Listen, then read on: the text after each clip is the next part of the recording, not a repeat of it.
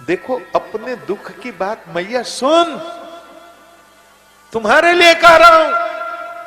अपने घर की बात, नंदन से भौजाई की लड़ाई की बात, सास बहू की लड़ाई की बात, घर में आपस की तकलीफ की बात अपने सखी से मत बताओ, पड़ोसी से मत बताओ।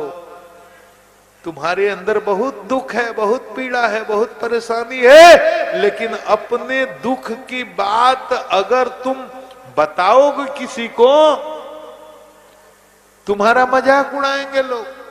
माताओं को कुछ पछता नहीं है जल्दी। पता नहीं युधिष्ठिर जी का साथ नहीं पछता। एक बार एक पति पत्नी में, मैं सुन, पति पत्नी में बड़ा प्रेम था। पत्नी ने कहा देखो जी मुझे पता चला है बहुत बात तुमको हमको बताते नहीं। पति ने कहा देखो शास्त्रों में लिखा है कि हर बात पत्नी को नहीं बतानी चाहिए।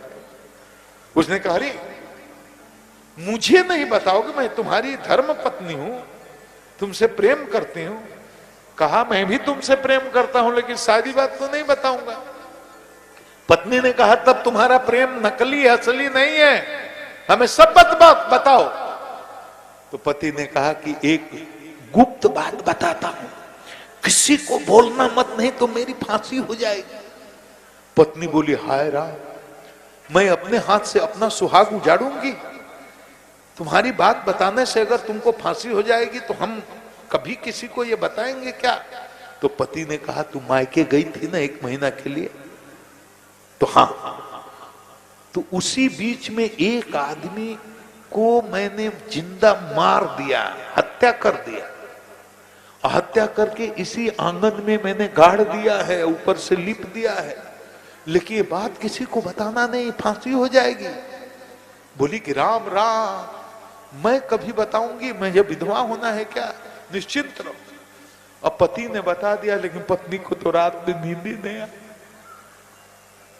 नींद नहीं आवे। अब उसको नींद नहीं आई, बता देगी तो मुश्किल है, लेकिन पचे ना। 1 दिन, 2 दिन, 3 दिन, 4 दिन, 5 दिन, 15 दिन होते होते लगा कि प्राण निकल जाएगा, अब बर्दाश्त नहीं हो रहा है। तो उसने अपनी बहन को, सगी बहन को बोला,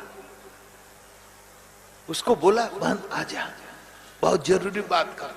बुलवाया, बहन आई, बहन को सारी बात बता दिया, यही गाड़ा हुआ है, लेकिन मेरी बहन हो ये बात किसी को बताना नहीं, नहीं तो हमारे पति को फांसी हो जाएगी। तो बहन बोली हम अपने जीजा जी को चाहेंगे कि फांसी हो जाए, हम तो कभी नहीं बताएंगे, तुम निश्चिंत रहो। बहन गई, अब उसको ना पचे। 1 दिन, 2 दिन, 15 दिन होते होते उसको लगा कि प्राण चला जाएगा। तो उसने अपने एक अत्यंत प्रिय सहेली को बुलाया, कहा कि एक गोपनीय बात तुमको बताऊं, लेकिन तुम किसी को बताना मत, नहीं तो हमारे बहनोई को फांसी हो जाएगी। उसने बताया मेरी सहेली हो, हम क्यों चाहेंगे तुम्हारी बहनोई को फांसी हो जाए, बताओ। उसने कहा हमारे बहनोई ने एक आदमी का हत्या करके और आंगन में गाड़ दिया है, लेकिन ये बात किसी को बोल दोगी तो हमारे बहनोई की फांसी हो जाएगी। तो बोली मैं किसी को नहीं बोलूंगी, किसी को नहीं बोलूंगी, जाओ। लेकिन अब उसकी सहेली को पचे ना। उसने अपने सहेली को बताया, फिर उसने सहेली को बताया।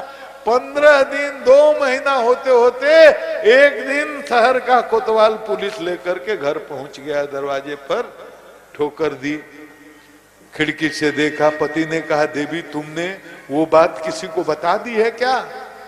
पत्नी कसम खाने लगी, अरे मैं कैसे बता सकती हूँ, मैं जानती हूँ आपको फांसी हो जाएगी। बोला तुमने नहीं बताया तो कोई जानता नहीं है, पुलिस वाला कहां से पहुंच गया? कसम खाने लगी हमने किसी को नहीं बताया, हमने किसी को नहीं बताया।